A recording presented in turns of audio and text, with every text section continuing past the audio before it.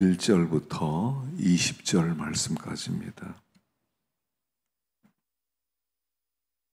우리 한 목소리로 함께 봉독하겠습니다. 르말랴의 아들 베가 제17년에 유다왕 요담의 아들 아하스가 왕이 되니, 아하스가 왕이 될 때에 나이가 20세라 예루살렘에서 16년간 다스렸으나 그의 조상 다윗과 같이 아니하여 그의 하나님 여호와께서 보시기에 정직히 행하지 아니하고 이스라엘의 여러 왕의 길로 행하며 또 여호와께서 이스라엘 자손 앞에서 쫓아내신 이방 사람의 가증한 일을 따라 자기 아들을 불 가운데로 지나가게 하며 또 산당들과 작은 산 위와 모든 푸른 나무 아래에서 제사를 드리며 분향하였더라. 이때 아람의 왕 르신과 이스라엘의 왕 르말랴의 아들 베가가 예루살렘에 올라와서 싸우려 하여 아하스를 에워쌌으나 능히 이기지 못하니라. 당시 아람의 왕 르신이 엘랏을 회복하여 아람에 돌리고 유다 사람을 엘랏에서 쫓아내었고 아람 사람이 엘랏에 이르러 거기에 거주하여 오늘까지 이르렀더라. 아하스가 아수르 왕 디글랏 빌레셀에게 사자를 보내 이르되 나는 왕의 신복이요 왕의 아들이라. 이제 아람 왕과 이스라엘 왕이 나를 치니 청하건대 올라와 그 손에서 나를 구원하소서 하고, 아하스가 여호와의 성전과 왕궁 곳간에 있는 은금을 내어다가 아수르 왕에게 예물로 보냈더니 아수르 왕이 그 청을 듣고 곧 올라와서 다메섹을 쳐서 점령하여 그 백성을 사로잡아 기르로 옮기고 또 르신을 죽였더라. 아하스 왕이 아수르 왕 디글랏 빌레셋을 만나러 다메섹에 갔다가 거기는 제단을 보고 아하스 왕이 그 제단의 모든 구조와 제도의 양식을 그려 제사장 우리아에게 보냈더니 아하스 왕이 다메섹에서 돌아오기 전에 제사장 우리아가 아하스 왕이 다메섹에서 보낸 대로 모두 행하여 제사장 우리아가 제단을 만든지라. 왕이 다메섹에서 돌아와 제단을 보고 제단 앞에 나아가 그 위에 제사를 드리되 자기의 번제물과 소제물을 불사르고 또 전제물을 붓고 순죄 짐승의 뿔을 제단에 뿌리고 또 여호와의 앞 곧 성전 앞에 있던 놋제단을 새 제단과 여호와의 성전 사이에서 옮겨다가 그 제단 북쪽에 그것을 두니라. 아하스 왕이 제사장 우리아에게 명령하여 이르되 아침 번제물과 저녁 소제물과 왕의 번제물과 그 소제물과 모든 국민의 번제물과 그 소제물과 전제물을 다 이 큰 제단 위에 뿌리, 또 번제물의 피와 다른 제물의 피를 다 그 위에 뿌리라. 오직 놋제단은 내가 주께 여쭐 일에만 쓰게 하라 하매 제사장 우리아가 아하스 왕의 모든 명령대로 행하였더라. 아하스 왕이 물두멍 받침의 옆판을 떼내고 물두멍을 그 자리에서 옮기고 또 놋바다를 놋새 위에서 내려다가 돌판 위에 그것을 두며 또 안식일에 쓰기 위하여 성전에 건축한 낭실과 왕의 밖에서 들어가는 낭실을 아수르 왕을 두려워하여 여호와의 성전에 옮겨 세웠더라. 아하스가 행한 그 남은 사적은 유다 왕 역대지략에 기록되지 아니하였느냐. 아하스가 그의 조상들과 함께 잠에 다윗성의 그 열조와 함께 장사되고 그의 아들 히스기야가 대신하여 왕이 되니라. 아멘. 이 말씀에 은혜 있으시길 바랍니다. 오늘은 아하스 왕 히스기야 왕의 아버지에 관한 여기 사적이 기록되어 있습니다. 자, 우리 5절 말씀 읽어보겠습니다. 5절과 6절입니다. 시작. 이때 아람 왕 르신과 이스라엘의 왕 르말랴의 아들 베가가 예루살렘에 올라와서 싸우려 하여 아하스를 에워쌌으나 능히 이기지 못하니라. 당시 아람의 왕 르신이 엘랏을 회복하여 아람에 돌리고 유다 사람을 엘랏에서 쫓아내었고 아람 사람이 엘랏에 이르러 거기에 거주하여 오늘까지 이르렀더라. 아멘. 이 아하스가 다윗과 같은 마음이 아니었다 이렇게 나오죠. 여호와 보시기에 정직히 행하지 않았다. 그리고 북이스라엘의 왕을 따라서 행하고 또 이방 사람의 그런 우상을 끌어들이고 자기 아들을 몰래게 제물로 갖다 바치고 또 산 곳곳 아래서 제사를 드리고, 그래서 하나님께서 오늘 본문에 보면 진노하신 것을 알 수 있습니다. 그래서 아람 왕과 북이스라엘 왕이 연합전선을 펴서 지금 남유다로 침공해온 그런 상황이라는 것입니다. 하나님께서 믿음으로 살지 않으면 징계를 하십니다. 물론 징계도 하나님의 축복의 일부입니다. 우리가 징계를 받는다고 해서 하나님을 미워하신다거나 하나님께서 우리를 그냥 없애버리겠다 이런 뜻이 아니라, 징계는 하나님의 진한 사랑의 표시가 되는 겁니다. 지금 네가 삶의 방향이 좀 잘못되었다, 네가 궤도 수정을 해야 된다 하는 그런 뜻으로 하나님 우리에게 징계를 보내십니다. 징계가 올 때 징계라는 것을 먼저 알아야 돼요. 아, 징계가 왔구나. 아, 내가 믿음으로 살지 않았더니 하나님께서 매를 드시는구나. 아, 내가 정신 차려야 되겠다. 그리고 하나님께 돌아오면 그 징계가 축복이 되는 것입니다. 근데 그 징계를 받을 때 이게 하나님의 징계인 줄 알지 못하고 삶의 방향, 궤도를 조정하지 않고 계속 그 길로 가면 하나님의 그 진노가 계속 불타오른다는 것입니다.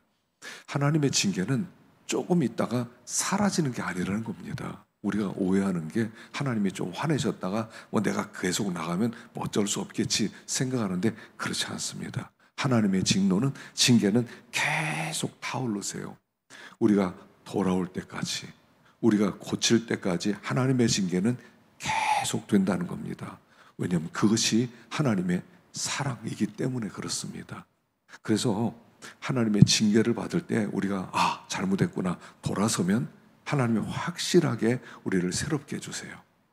마치 우리가 뼈가 부러진 다음에 그걸 붙이면 그 붙은 뼈는 더 강해진다고 그러잖아요. 그래서 뼈가 부러져도 다시는 그게 다시 부러지지 않는다는 거예요. 우리가 하나님의 징계를 받고 돌아서면 하나님께서 더 큰 은혜를 반드시 베풀어 주신다는 거예요. 그렇기 때문에 징계는 축복의 기회가 되는 거예요.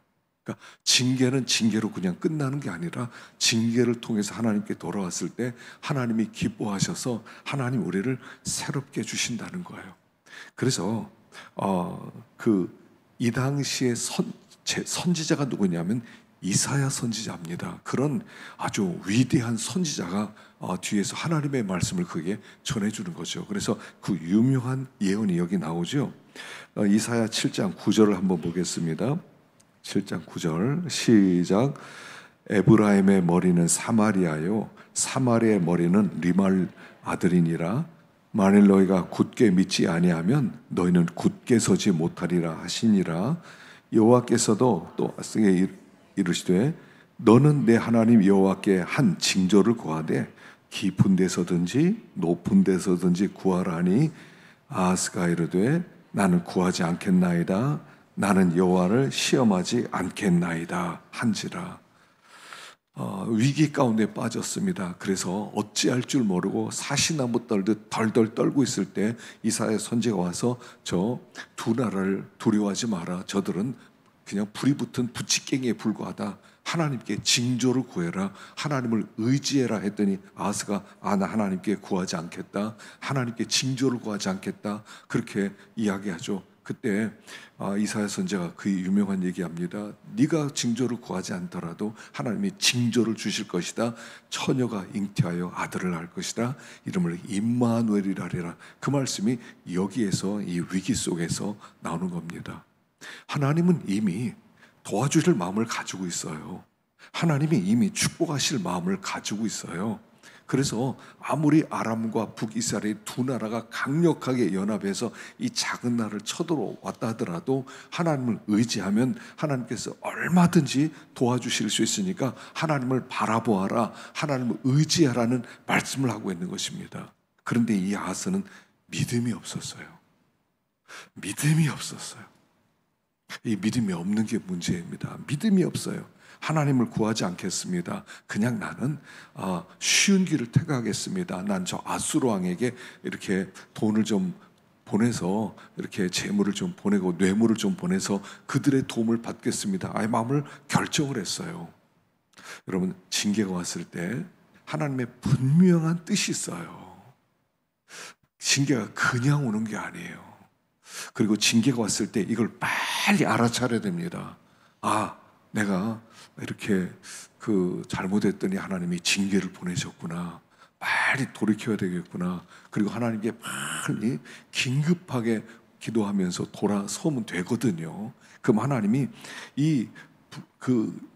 아수르의 힘을 빌리지 않고도 그 아람과 북이스라엘을 얼마든지 쳐서 하나님께서 이기게 만들어 주시는데 나는 하나님보다 사람을 의지하겠습니다 라고 얘기를 했어요. 그리고 나서 블레셋에 사람을 보내게 되는 거죠. 우리 하나님은요, 사람을 의지하는 자는 하나님 참 싫어하세요. 그래서 예레미야에 그렇게 말씀하십니다. 사람을 믿으며 육신으로 힘을 삼고 마음이 여호와에게서 떠난 그 사람은 저주를 받을 것이다. 사람을 믿고 육신을 의지하는 사람은, 그리고 마음을 하나님께서 떠난 사람은 저주를 받을 것이다. 그래서 하나님은 사람 의지하는 걸 굉장히 싫어하세요. 하나님이 있는데 하나님을 놔두고 사람을 의지해서 사람의 도움으로 위기를 좀 해결하라는 것, 하나님이 제일 싫어하시는 거예요. 그래서 이 하나님의 징계가 왔을 때 이 아하스는 징계를 축복으로 바꾸지 못했다는 거예요. 하여간 징계는 축복으로 바꿀 수 있는 절호의 기회라는 거예요. 그래서 징계를 받았다 그럴 때 사람들에게 창피할 것도 없어요. 저 사람 믿음으로 살지 않아서 어려운 일을 당했다. 여러분, 그래도 괜찮아요. 내가 잘못했구나 하고 돌이키기만 하면 그 징계가 오히려 축복이 되는 거예요. 다른 사람보다 더 큰 은혜를 받게 돼 있어요. 하나님은 사랑하거든요. 하나님의 어려움 주셨더라도요, 사랑하니까 어려움을 주시는 거거든요. 그러니까 우리는 어떤 상황에서든지 하나님만 의지하면 되는 거예요. 하나님을 의지하는 자는 그 시냇가에 뿌리를 내린 나무와 같다고 그랬어요. 가무는 해도 청청하고, 그리고 그 열매가 항상 사시사철 열매를 맺게 해주신다고 그랬거든요. 그러니까 징계를 축복으로 바꾸라는 겁니다. 징계는 징계로 끝나는 게 아니라 징계는 반드시 축복이 되게 만들어 주시는 거예요. 그래서 여기 이 아하스에게 이사야 선지자가 와서 그렇게 권면했는데 그는 계속 거역합니다. 거절합니다. 그리고 블레셋 왕에게 뇌물을 보냅니다. 자, 7절 보십시다. 7절 시작. 아하스가 아수르 왕 디글랏 빌레셀에게 사자를 보내 이르되 나는 왕의 신복이요 왕의 아들이라. 이제 아람 왕과 이스라엘 왕이 나를 치니 청하건대 올라와 그 손에서 나를 구원하소서 하고, 아하스가 여호와의 성전과 왕궁 곳간에 있는 은금을 내어다가 아수르 왕에게 예물을 보냈더니 아수르 왕이 그 청을 듣고 곧 올라와서 다메섹을 쳐서 점령하여 그 백성을 사로잡아 기르로 옮기고 또 르신을 죽였더라.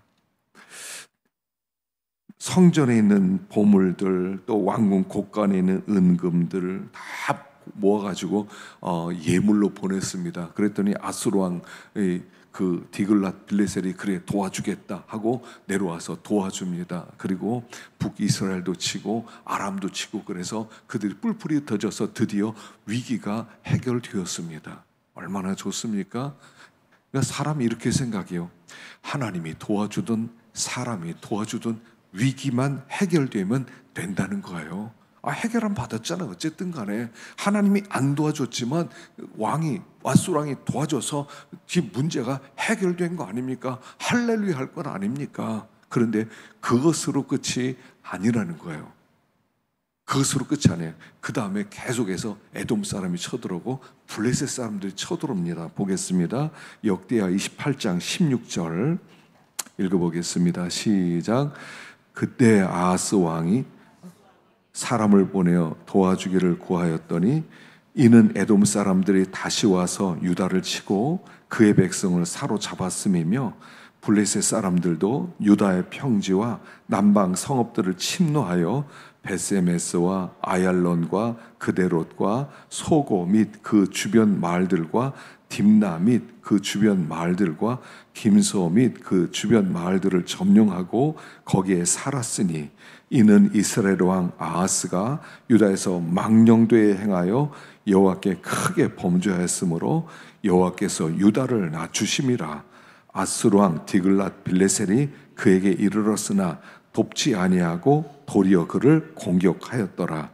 아하스가 여호와의 전과 왕궁과 방백들의 집에서 재물을 가져다가 아스루 왕에게 주었으나 그에게 유익이 없었더라. 자, 위기가 하나 끝났습니다. 그리고 평화가 찾아왔습니다. 아, 평화다. 위기가 해결됐다. 역시 하나님이 안 도와줘도 괜찮나 봐. 그렇게 생각했어요. 그랬더니 곧 또 다른 어려움이, 테러가 또 일어나요.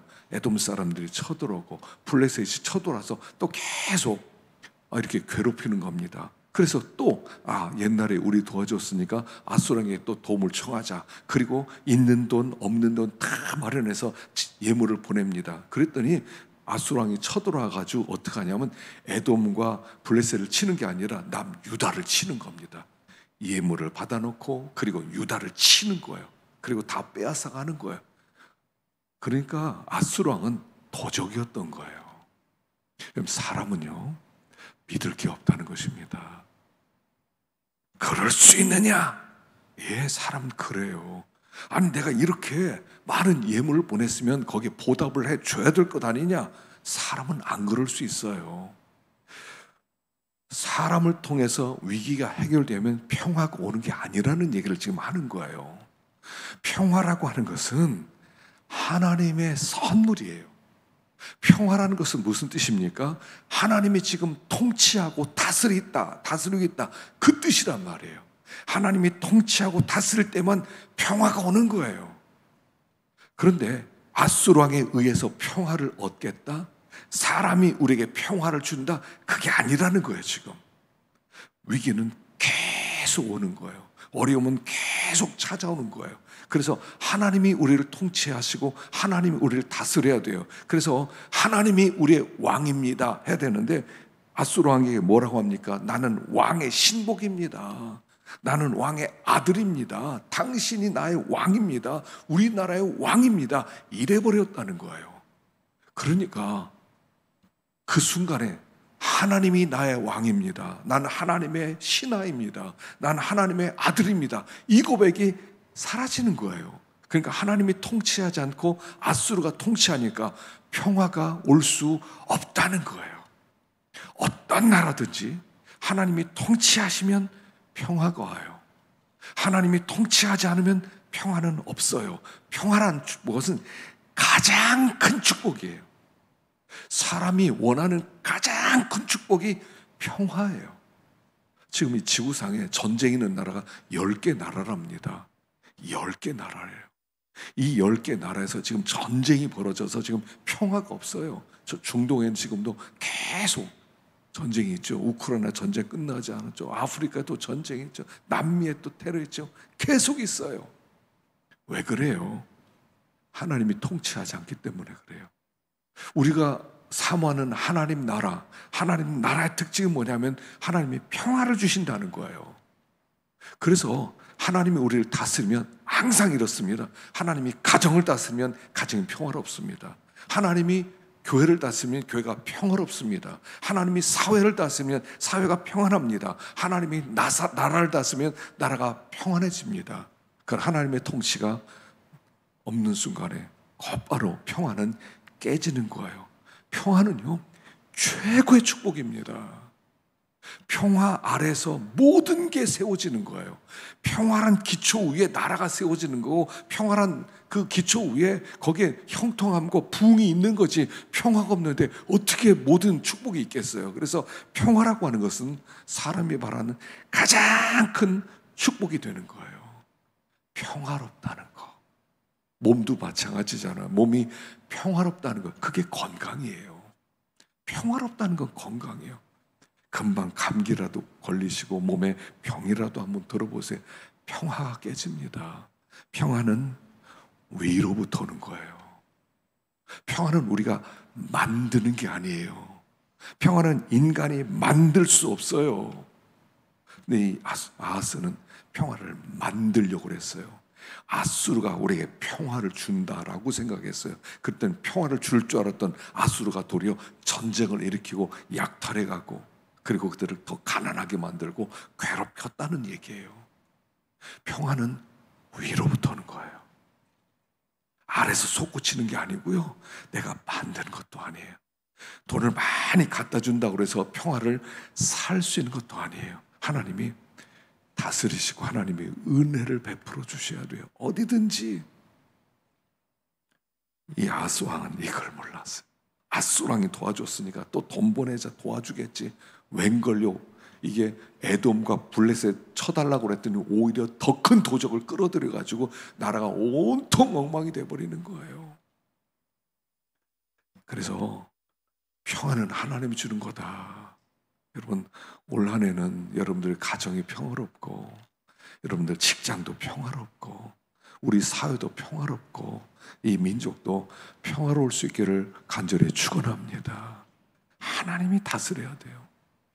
하나님이 다스려야 돼요.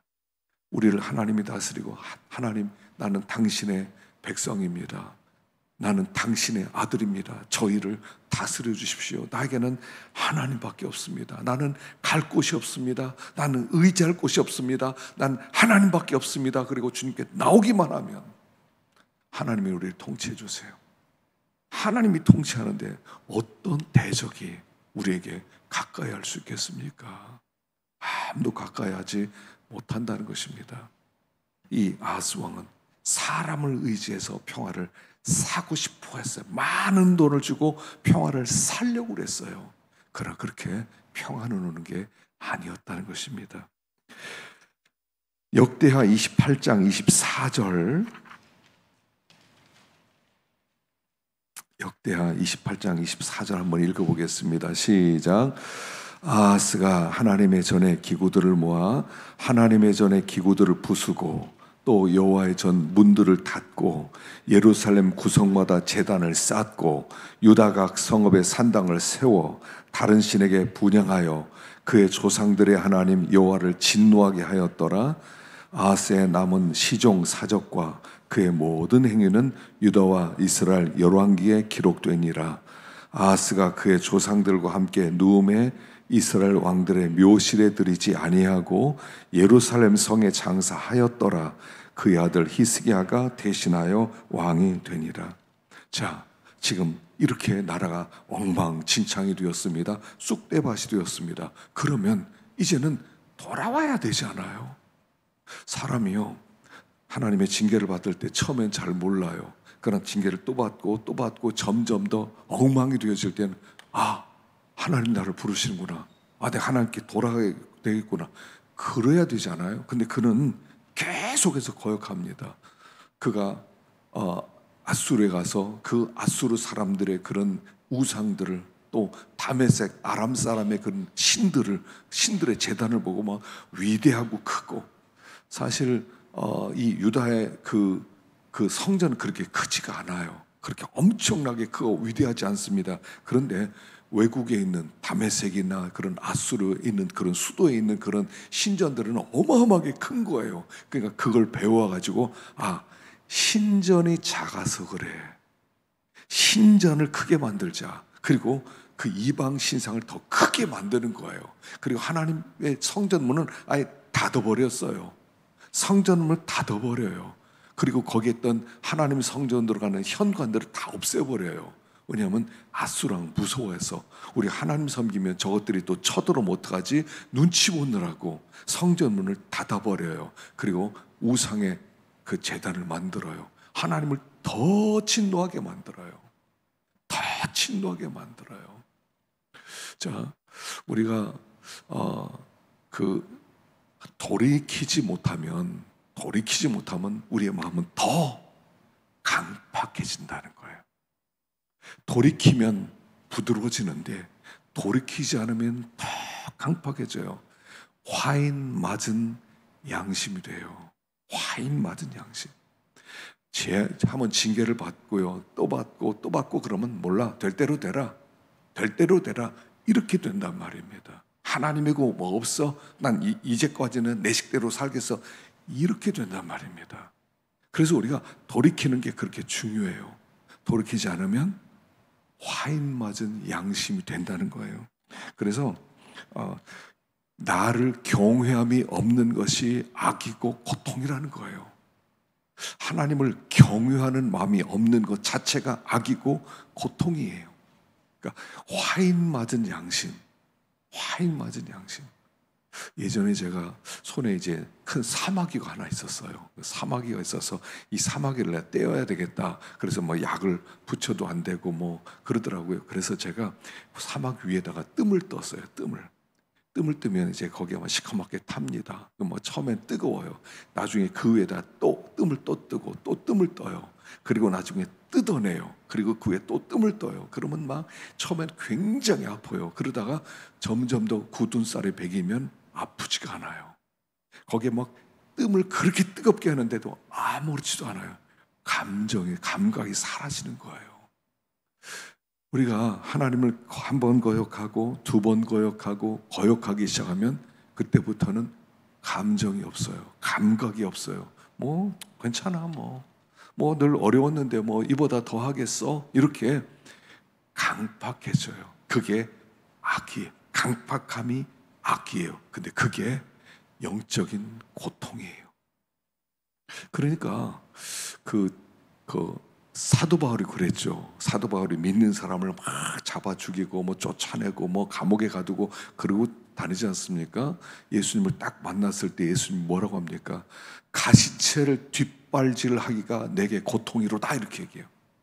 가시체를 뒷발질하는.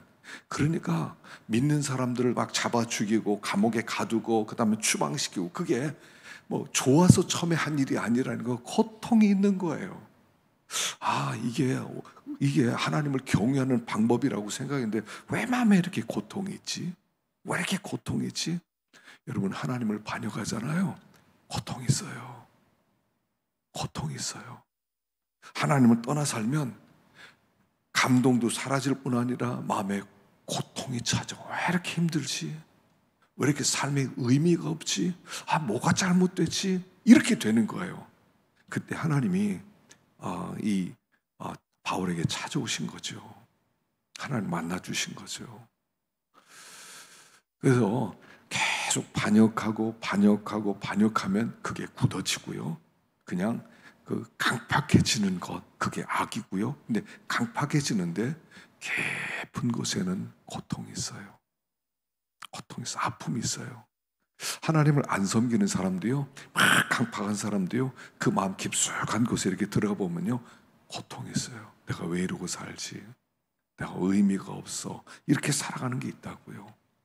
그래서 우리 하나님의 징계가 올 때, 또 이게 하나님이 기뻐하지 않는다는 그런 감동이 할 때는 하여간요, 자존심 다 내놓고 하나님 죄인입니다 하고 손을 드는 게 제일 지루해요. 하나님 용서해 주세요. 우리 하나님은요, 그 말 한마디면 우리 하나님이 우리를 다 덮어주실 수 있어요. 우리가 하나님 앞에 주님 잘못했습니다, 이거 한마디면 이제까지 어떤 삶을 살았던 아무 관계가 없어요. 싹 용서해 주세요. 그 우리 하나님이세요. 우리 하나님의 넓은 마음이에요. 근데 끝까지 하나님 잘못했습니다, 하나님, 이 말을 못하는 거예요. 하여간 어떤 상황이 되어도 괜찮아요. 주님 돌아섭니다. 이제까지의 삶은 내가 잘못됐습니다. 하나님, 이제부터 믿음으로 살겠습니다. 하나님을 의지하겠습니다. 이러면 되는 거예요. 그때부터 새로워지기 시작해요. 사람은요, 하나님이 주신 복을 내가 버리지 않고는 그 복을 아무도 막을 사람이 없어요. 내가 너를 축복의 근원으로 만든다. 너를 축복하는 자는 축복하고 너를 저주하는 자는 저주를 받게 하리라. 하나님의 축복이 우리에게 이미 주어졌어요. 믿는 사람은 축복이 이미 주어졌어요. 아무도 그 축복을 막을 수가 없어요. 나만 막을 수 있어요. 나만 막을 수 있어요. 하나님의 축복은요, 아무도 빼앗을 수도 없고 아무도 못 받게 할 수도 없어요. 그냥 나만 막을 수 있어요. 내가 복을 버릴 수 있어요. 내가 버리지 않는 한 우리는 복된 하나님의 자녀예요. 돌아오면 되는 거예요. 하나님, 제가 죄인입니다. 하나님, 제가 거역하며 살았습니다. 하나님, 제가 그동안 정말 밀어냈습니다. 근데 이 아하스는 끝까지 돌아서지를 못해요. 나중에 어떻게 됩니까? 그가 죽은 다음에 왕의 묘실에 들어가지를 못해요. 왕들이 들어가는 그 묘실에 들어갔다는 건 뭐냐면 후대 사람이 그를 왕으로 인정했다는 뜻이에요. 근데 왕의 묘실로 들어가지 못했다는 것은 후대 사람도 이 사람이 왕이 아니다, 이런 뜻이에요. 왕의 묘실로. 후대 사람도 그 사람들이 왕이 죽었으니까 그래도 성대하게 하고 왕의 묘실에다 그를 안치해야 되지 않습니까? 거기 보내지 마. 이 사람은 거기 들어갈 자격 없어 하고 다른 데 장사를 지내는 거예요. 죽은 다음에 그의 명예가 완전히 땅에 떨어지는 거죠. 그 한 번만이라도 회개했더라면 그 왕에 따라서 그 민족의 흥망성쇠가 달라지는 거예요. 돌아서기만 하면 참 우리가요, 참 미련하기가 그지 없습니다. 하여간 그런데 매를 맞고라도 돌아서면 그럼 잘하는 거예요. 그럼 잘하는 거예요. 왜냐면 사람은 워낙 미련하니까. 사람은요, 진짜 미련해요. 그냥 그렇게 맞는데도 그냥 몰라. 근데 한 번 하나님께 돌아와서 하나님 죄인입니다 그럼요, 다 회복시켜 주세요. 그 하나님 계획이거든요. 그래서 올 한 해는 참 하나님이 깨우쳐 주시면 그냥 그 시로 잘못했습니다 하고 하나님께 돌아서고 하나님 앞에 나오고, 그러면 하나님이 주시고자 하는 복을 다 누릴 수가 있어요. 그래서 올해는 제일 큰 복이 평화라고 그랬어요. 평안함이에요. 은혜 받으면 평안해져요.